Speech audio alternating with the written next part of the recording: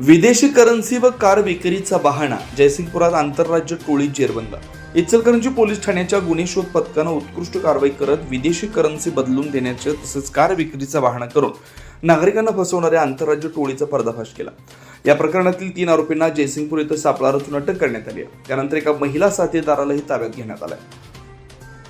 17 February ते 18 February दरम्यान महासत्ता चौक फिश मार्केट परिसरात ही घटना घडली होती. फिर्यादी रफिक शमशुद्दीन सरकवास राहणार कोल्हापूर यांना एर्टिगा कार विक्रीच्या बहाण्याने बोलावून त्यांच्या हातातील 5 लाख रुपये असलेली बॅग हिसकावून आरोपी फरार झाले होते. या प्रकरणी गुन्हा दाखल झाल्यानंतर पोलिसांनी तपास सुरू केला. तपासादरम्यान आरोपी विदेशी चलन बदलून देण्याचा आमिष दाखवून अशा प्रकारचे गुन्हे करत असल्याची माहिती पोलिसांना मिळाली. त्यानुसार जयसिंगपूर इथं सापळा रचण्यात आला. पोलीस निरीक्षक महेश चव्हाण यांच्या मार्गदर्शनाखाली पोलीस निरीक्षक महेश चव्हाण, सहाय्यक पोलीस निरीक्षक Poonam Mane, police head constable Anil Patil, police नाईक Firoz Baig, police constable Ambar Shirdhone, police head constable Sanjay Pujari यांच्या पथकानं संशयित आरोपी क्रमांक 1 ते 3 यांना अटक केली. चौकशीत त्यांनी गुन्ह्याची कबुली दिली. त्यानंतर त्यांच्या माहितीवरून महिला संशयित आरोपीलाही अटक करण्यात आली.